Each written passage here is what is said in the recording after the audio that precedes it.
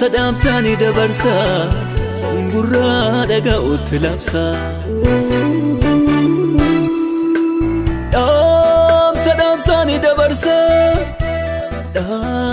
Sadamsani dabarsa gurra dhaga'utti labsa Waamicha hafuuraa Kun Waamicha hafuura dhaloota hundumaaf taasifameedha. Waamicha hafuura kana keessatti barnoota garaagaraa kan isiniif dhiyaatu yoo ta'u, ammaaf barumsa dureen isaa bara dhumaa jedhu karaa paastar Dr. Mazgabuu Abdiisaatin kan isiniif dhiyaatudha. Barumsi kun walitti fufiinsan guyyaa roobii kan isiniif dhiyaatu yoo ta'u, isinis obsaan hanga dhumaatti barumsa kana faana bu'uudhaan nu hordofaan affeerraa keenya. Dhaloota hundumaaf godhaan ga'ee keenyaa baana. Kutaan barumsaa har'aaf isiniif dhiyaate kunooti itti dhiyaadhaa.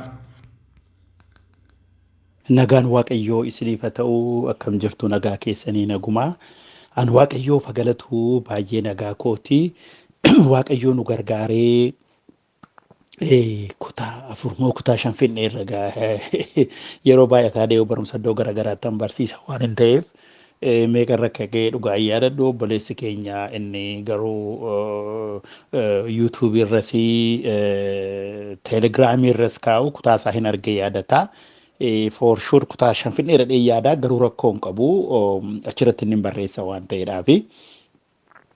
Inni biraanii sagalee kee ol kaasinaan jedhameera dhugaadha itti hinillee anamma ji'a tokko yoon barsiise sagaleen koo nan dadhabu sagalee kootu baay'een guddatu yoo maayikiroofoonii ol kaasan malee yeroo baay'ee sagalee koo xinnaata miti hin baasu yeroo baay'ee dhoowwuutu hin taane akkasumatti shaakalee bara tajaajila koo garuu nan yaala hamma danda'ame Waaqayyoo na gargaaraa. Amma kakuu haaraa keessa waan gallee fi sistemaatikii goona achiis nan fuudhaa mul'ata keessas nan fuudhaa wangeela keessas nan fuudhaa ergaa keessas nan fuudhaa wal keessa fuudhee barsiisa gaafa kakuu haaraatti galleerra waan taaneedhaaf kakuu moofaanii seenaa waggaa 2000 qaba. Kakumti moo harraachuudha kakuu haaraan immoo seenaa waggaa 100 qaba seenaa waggaa 100 ka'ee garuu waan guddaa kan barootaati gara kan bara dhufullee qabatee jira. Kanaafituu mul'ata Yohaannis boqonnaa 20 lakkoofsa 1-6 dubbiseenini isa booddee isarra dhaabbannee walii wajjin ilaallaa adaraa kan isiniin jedhu kana booddee qabsiisa qabachuudhaan akkasin na hordoftan baay'een barbaada akkasin sirriitti hubattan nan barbaada maaliifi namooti baay'een kanarratti dogoggoruu kanarratti immoo yoo dogoggora jireenyuma keenya fooniin lafarra jiraatullee hin dogoggorra waan taaneedhaafi barumsa kana booddee jiru baay'ee hordofa. Har'a addunyaa keessatti warra namannis warra amananis kan isaan ittiin jeeqamaa jiran kana gadi fageenyaan isin barsiisaa ariifachuu dhiisee gaaffii qabdan karaa obboleessa keenya isaa waan kana qindeessee kaa'uu gaafachuu dandeessuun naaf erguu danda'a. Please sammuu keessan dogoggoraan akka hin fudhatamne baay'iseen barbaada. Mul'ata boqonnaa 20 lakkoofsa 1-6 akka jedhama dureen isaa warra waggaa 1000 Kiristoosii wajjin mo'anii jedha. Kana booddees ergamaan banaa iddoo isa lafa jalaa sana fuuncaa guddaas of harkaa qabu tokko waaqa keessaa gadi bu'uu isaa nan arge. Inni bineensa akka jawwee bofa bara durii diiyaabiloos seexana sana qabee waggaa 1000 finidhe. Waggaan 1000 sun hamma raawwatutti akka inni deebi'ee saba biyya lafaa hin wallaalchifnetti iddoo isa lafa jalaa sanatti darbate balbala itti cufee mallattoo itti godhee isa booddees garuu yeroo muraasaaf gadhiifamuun hin ta'aaf.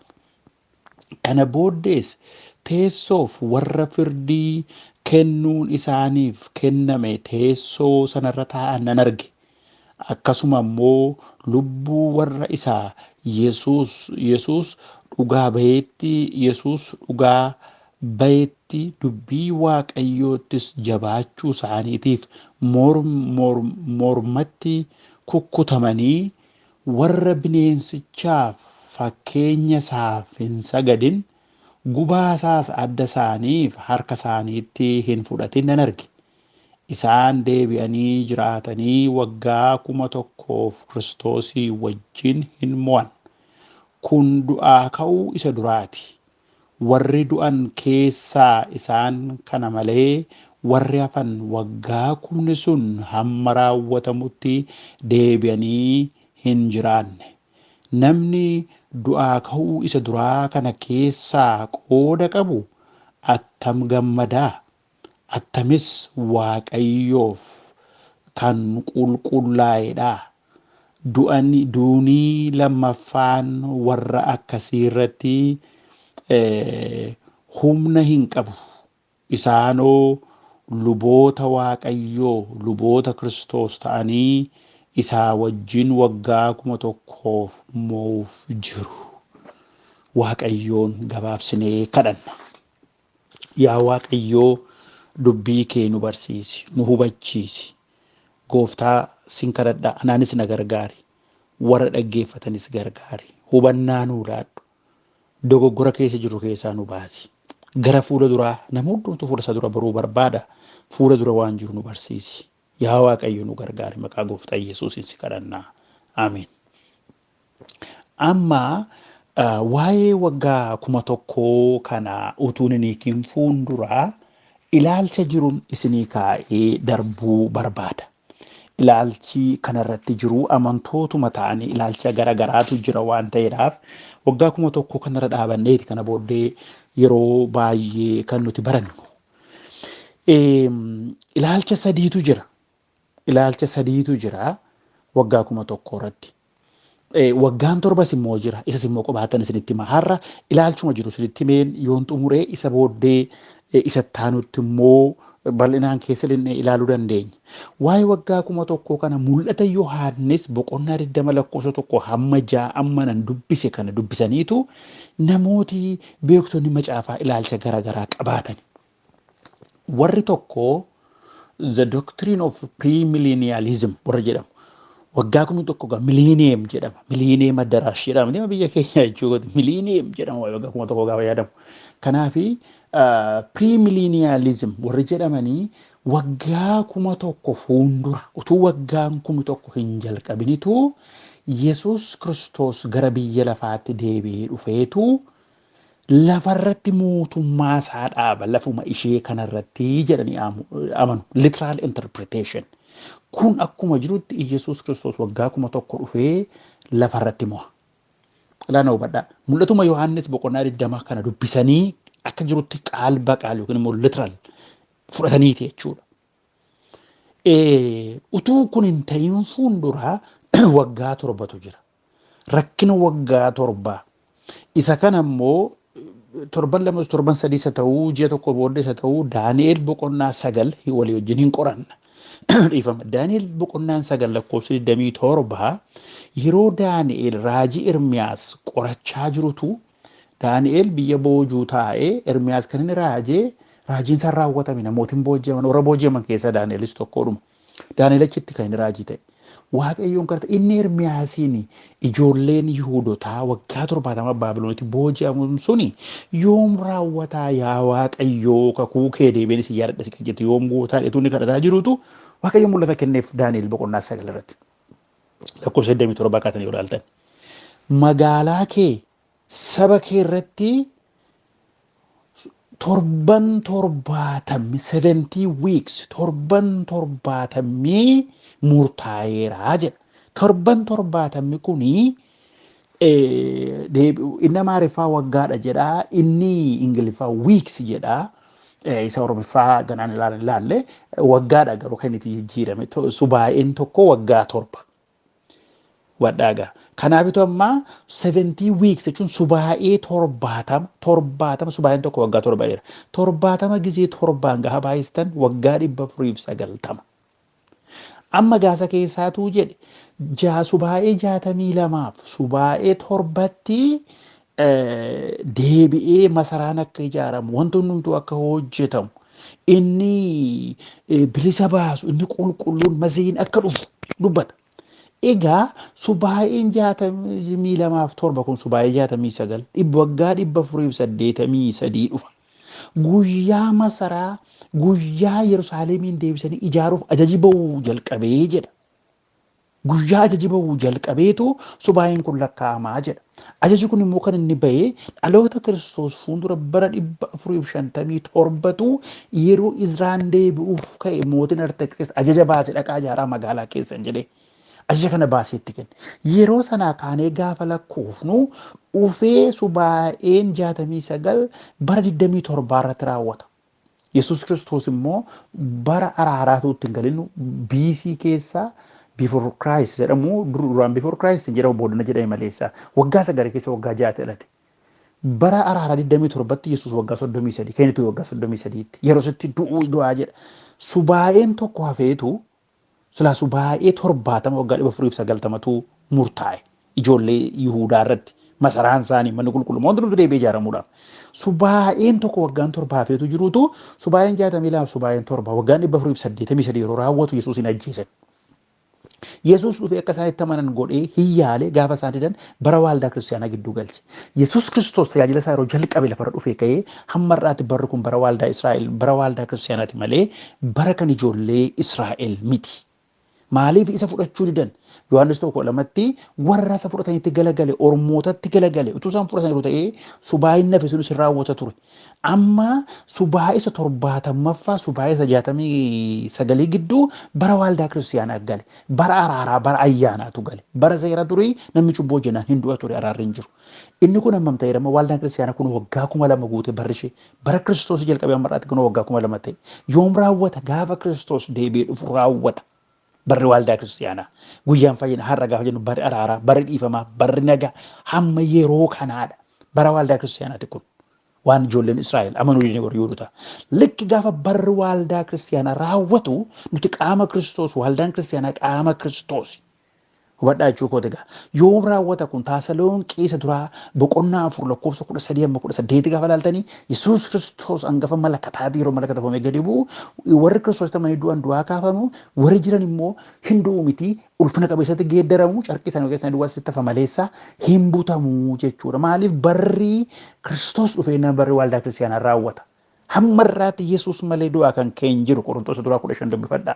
Kiristoos du'aa ka'e namni du'aa ka'e deebi'ee hin du'u. Aliyaazaar du'aan kaane rivaayiv diimate yeroodhaaf deebi'ee du'e namni du'aa ka'e deebi'ee hin du'u. Du'aa ka'uu isa lammaffaa du'aa ka'uun taraa ta'a waan ta'eef kan eenyuuti jechuudha kan waaldaa kiristaanaa yeroo isheen geeddaramtee sokkitu warri itti amanan immoo yeroo isaan du'aa ka'an. Haleef lubbuun isaanii hafuurri isaanii irra intermediate state shigigir mangistii keessa jiru warra. Foonni isaanii awwaalame hafuuraan garuu gooftaa wajjin jiru. Gaafa sana garuu foonni isaaniis du'aa ka'ee akkuma boqqolloo facaafanii boqqolloon biqilu jechuudha. Lubbuu isaanii wajjin wal argee foon ulfina qabeessa keessa galu. Mistira isaa guddaadha. Isinitti namaa jechuudha. Kanaafitu waggaa warri premillennialism warri waggaa 1000 gooftaa lafa irratti immoo jedhanii amanan egaa waaldaan kiristaanaa rakkina waggaa 7 kana keessa dabartu. Maaliif waggaan 7 kun kan ijoollee Israa'el kan ijoollee Yihuudotaati malee kan waaldaa kiristaanaa miti. Fudhatamtee waggaa 7 seen qilleensarra turti giraavitiin irratti hojjetu kaa. Dhattee kan mul'ata boqonnaa 19tti cidha hoolichaa nyaatti. Achitti kanaan dura dadhabanii hojjetaniif gatiin isaanii kennamaaf. Gonfoon ulfinaa gonfoon kabajaa gonfoon qajeelummaa kennamaaf.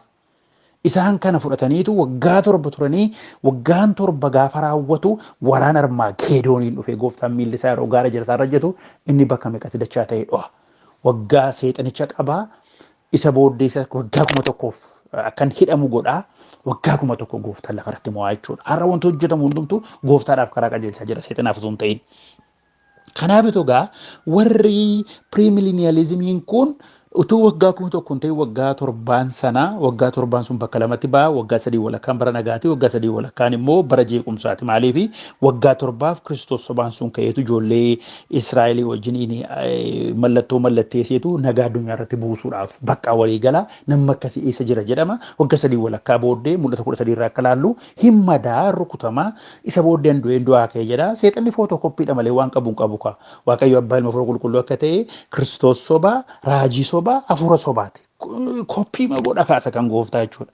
Raajii sobaa suni misilii lafarratti ijaaramee istaasiyuu dhaabbatetu lubbuu galchee dinqii godhama bidda waaqarraa buusutti. Bakka Kiristoos sobaa kana inni dhugaan isaaf sagadaa jedha. Isa booddee dhaga mul'ata 13 gaa maaliif 666 walii wajjin ilaalla waan taa'eedhaaf kana booddee amma gaa yoo mul'ati boqonnaa 20 qaalba qaalii miti litiraalii miti fakkeenya jenne 666 litiraalii miti fakkeenya jechuudha. Mul'ata keessa kan jiru fakkeenya goonee fudhannaa jechuudha. Yoo 666 immoo sirriidha qaalba qaaliidha jenne mul'ati 20 qaalba qaaliidha jechuudha. Kanaadha warri biraan dhufuma harka kan wal dha'u jechuu kooti. Ilaalcha kana akka ittiin qabadhaa isiniin jechuu barbaadeen. Kanaaf warri piriimileeniyalizim warri jedhaman maal jedhu Yesuus Kiristoos waggaa 1000 fuuldura dhufee waggaa 7 waaldaa isaa ol butata. Waggaa 7 qilleensarra turte waaldaan kiristaanaa isaa wajjiniin bara ishee miti waan ta'eedhaaf.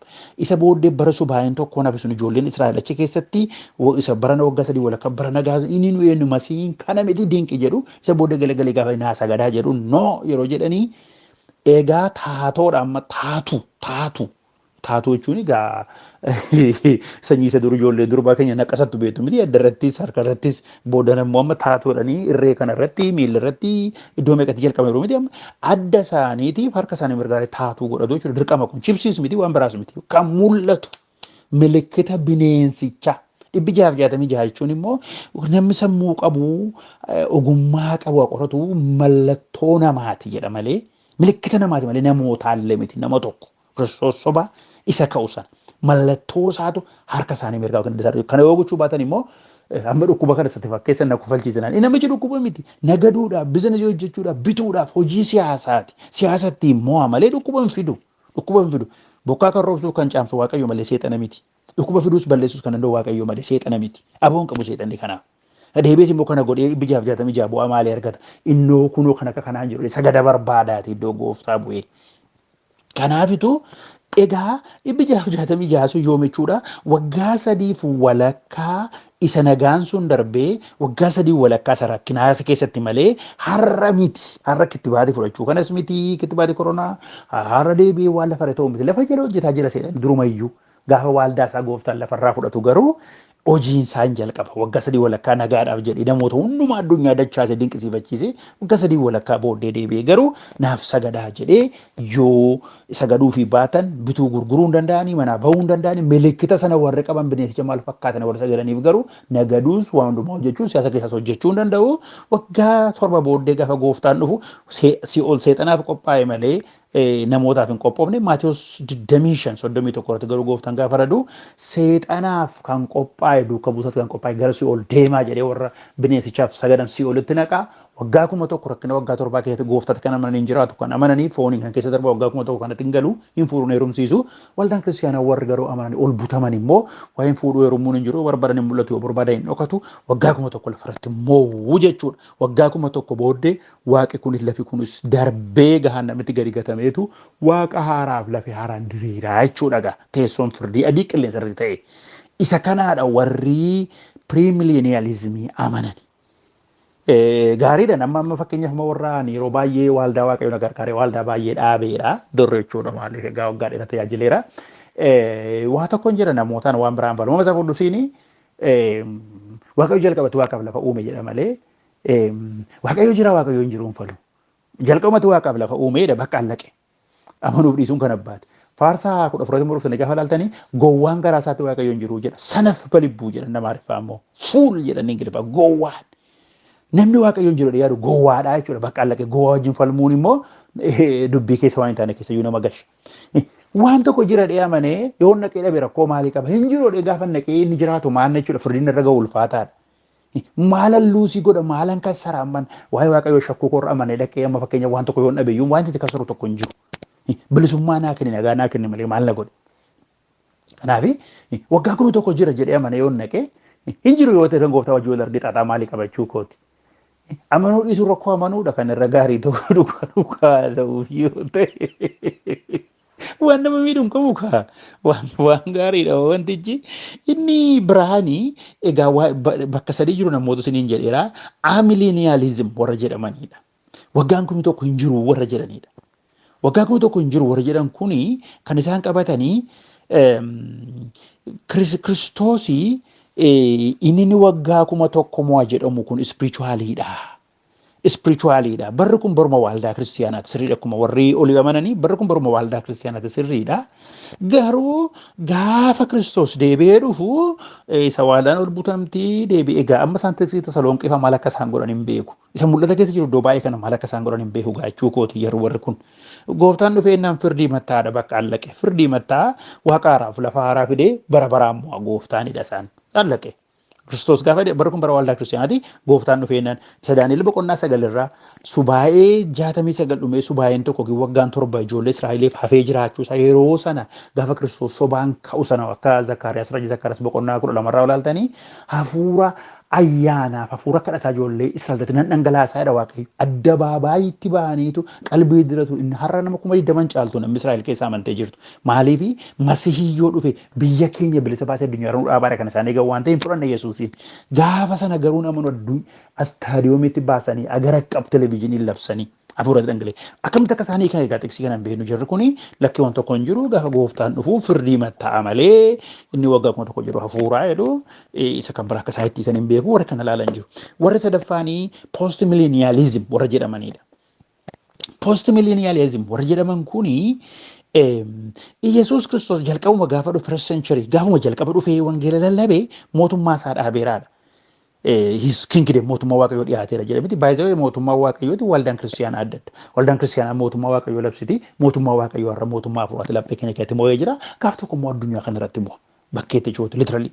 Har'a seexanatu moo'ee jira. Mootummaa namaatu jira. Kan namaas kan seexana dabarsee har'a seexannis yoo ta'e laphee namaatti mo'a waaqayyoos immoo warra mana laphee isaatti mo'a. Seexanaa fi hafuuramaan laphee tokko keessan ta'an kun barumsa dogoggoraati akka warra deliverance warra arinnatiidha.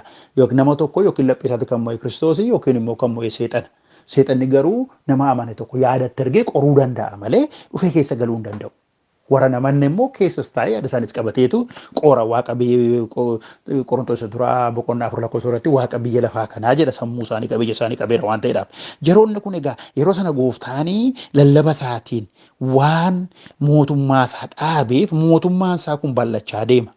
Waldaa kiristiyaanaatu wangeela lallabaa hafuura isaatiin waldaa kiristiyaanaa jabeessaa Great Commission Maatewos 28 irratti abboommii guddaa lama ergama guddaa Maatewos keessatti tokko Maatewos 24 irratti Maatewos 22 lakkoofsa 24 ilaaltanii abboommii guddaa jira.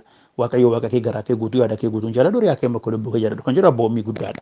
Ergamni guddaan immoo Great Commission jennu Maatewos 28 gara biyya lafaa hundumaa deema. Wangeela labsaa barsiisaa waan isiitti maqaa abbaan of qulqulluu bartuu koo godhanii jedhu jira miti gara biyya lafaa hundumaati. Kanaaf waldaan kiristiyaanaa jabaachaa deemtii hafuura qulqulluun guutamtee wangeela labsaa hundumaa geeddaraa deemtii. Kanaaf barri kun maal ta'aa deema jira waan waldaan bal'achaa guddachaa deemtuuf barri kun bara nagaa ta'a, bara prosperity, bara biltsiginnaa ta'a. Bara bal'inaa ta'a. Waldaan kiristiyaanaa bal'achaa hundumaa dhaalaa deemtii. Jedhugaa amma gaafa fudhatanii ilaaltan dhugaa waaqayyooti.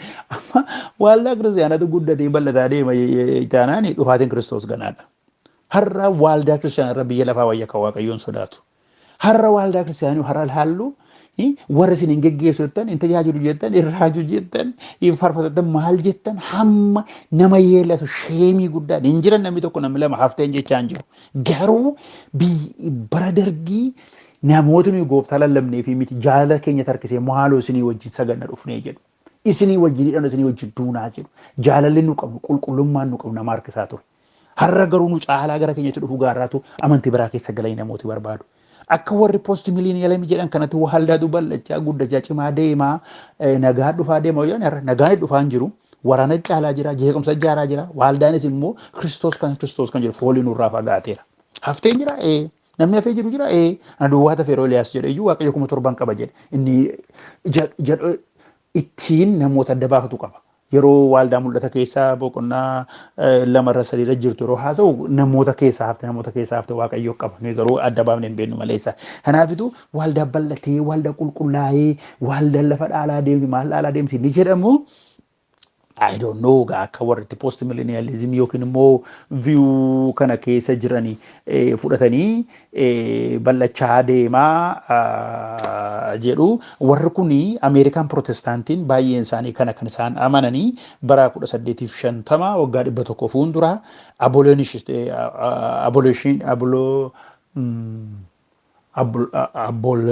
dubbisuusitu naannufu abolitionism warri jedhanii garba hin jiru garbi dhaabbachuutu irra jiraata garba bitachuun dogoggora vaayilensii guddaa kaase jeequmsa guddaa kaase 12,000 garboonni Afrikaarraa dhufanii Ameerikaatti gurguraman deebi'aniiru biyya Afrikaatti. Exodus kan jedhamu amma bahuu macaafa bahuudhaa seera uumaa seera bahuudha miti yeroo sana ijoolleen Israa'el Gibxii bahuudha miti Exodus kanaan seera bahuutiin cabsanii noo jedhanii Kanaadaadhaa fi Ameerikaarraa cabsanii ba'anii Laayibeeriyaa kan dhaqanii dhaaban biyya Laayibeeriyaa garboota kanaadhaan bitamnudhanii bakka bilisa ba'anii kan deeman. Innaa akkas godhanii ka'anii social gospel yoo wangeela lallabnee hawaasummaa yoo lallabnee bakka hospitaala yoo dhaabnee mana barumsaa yoo ijaarree jijjiiramne dhufa ittuu badee malee.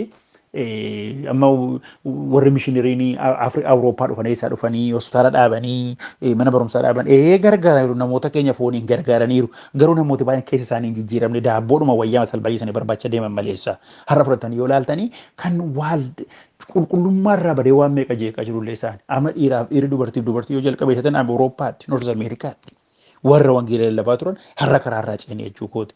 Social gospel wangeela fayyinaa lallabne namoota hin fayyisne wangeela hawaasummaa jennee hawaasa jijjiira jennee gaafa deemnu jechuu kooti.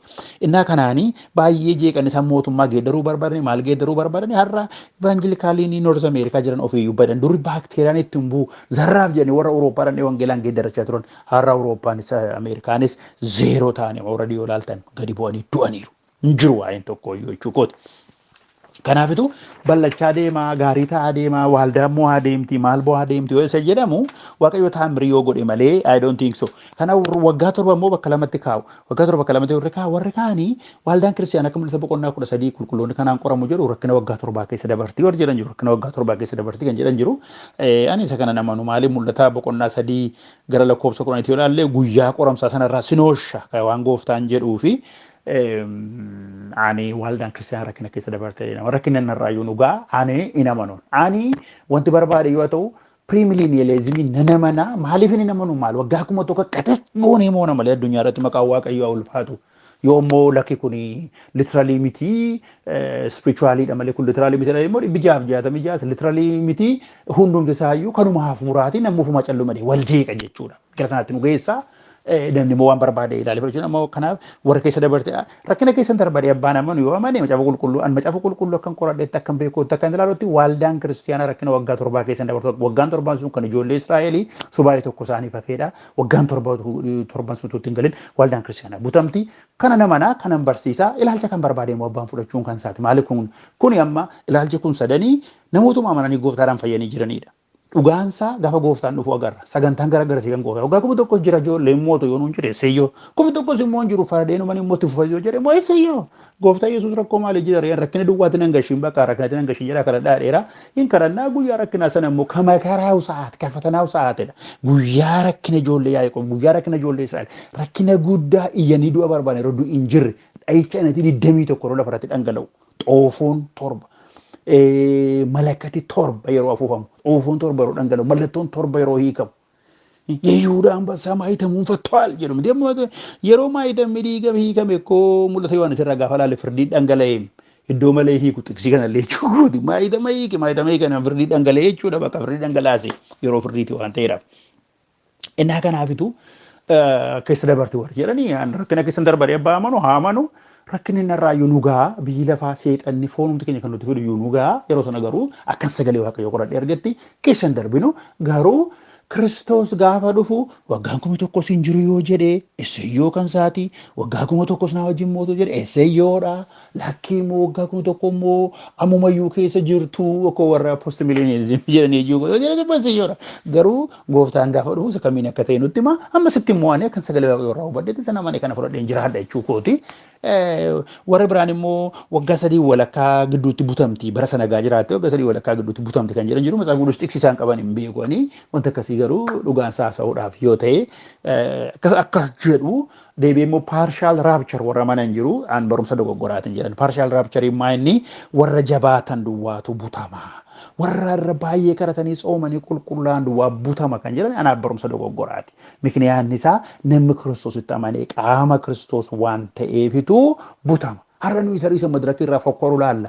Kaameeraa waaqayyoo godhu dhoksaa turii kan namaa kennu jira. Bishaan qabbanaallee kan namaa kenne gatii raajiidha argata gatii paastariidha argata jedha waan ta'eedhaaf maatii 25 irratti rakkina waggaa 7 sana keessaadhaan beelofna nyaachistan dhukkubsanaan na gaafatan daaraa na'uutu maal yoom kana sii goon warra kanaaf obboloota koo ijoollee Israa'el bakka sadiitti baasa reettii gara bitaa hoolaa gara mirgaa dhaabeetu rakkina waggaa 7 keessa darban obboloota immoo gara fuuldura ta'e obboloota koo kanaa gootan kana malee rakkataa jiru tokko yoo goone kiristoosiif goone jechuudha yoo uwwisni yoo nyaachisni yoo gaafanne isaaf goone jechuudha kanaafitu gaafa fudhannee ilaallu rakkina waggaa 7 sana keessatti yeroo isaan rakkatanii akkasii kanaaf namni tokko abaluu jabaadha abaluu dadhabaadha kan jiru maaliin beekne har'a ergamaa kan fakkaatan dhoksaatti cubbutaan hojjetaa jira waan baay'eetu jira har'a immoo dadhabaadha kan hojjennu immoo gooftaa amanamanii kan jiran baay'eetu jira maaliin beekne nama jabaadha dadhabaadha jechuu dandeenya nuyi namni tokko gaafa amanu qaama kiristoos ta'a. Qaama isaatii dadhabaadha ifirraa baasaa gooftaan qaamni dadhabaan jira qaamni turfiin hin jiru turfan jetii yoo namni jedhaa jedhama malee dhugaa isaa yoo ta'e qeensi bu'aa hin qabu. Turfiin jiraachuu kooti qaama keenya hin jiru takka turfiin. Innaa kanaafitu fayyee qaama kiristoos kan ta'e butama. Lama ta'anii ciisu tokkoon butama tokkoon afaara hiisan fayyineedha kan nafe. Dhagaa tokkotti daakuu tokkoon butamtee tokkoon hafe hin fayyine kan hafe isheen fayyineedha kan lama ta'anii qotuu tokkoon fudhatama ta'e hiisan fayyineedha beekaa. Malee isa fayyada dhaba bira hafe kan jedhu eessa jiraachuu kooti. Namni amanee qaama kiristoos kan ta'e tajaajila isaatiif immoo gatii argata jabaatanii tajaajilu immoo gatii argata gooftaa isaa harkaa hallaqe sirriitiin tajaajila yoo ta'e immoo gatiin argatu. Innaa kanaafitu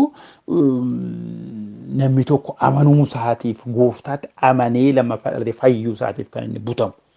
Isa kana keessatti amanna malee kafillixqatii jawaan jabaatee butamee inni dadhabaan immoo rakkina waggaa 7 keessa darba kan jedhu macaafa quddusaa iyyitaan qabu irra dhaabbannee kan nu macaafa qulqulluudha waan ta'eef chaalenjii siin godhaa jira. Macaafa qulqulluurra kan dhaabbate duwwaadha jechuu kooti kan nuti walii gallu.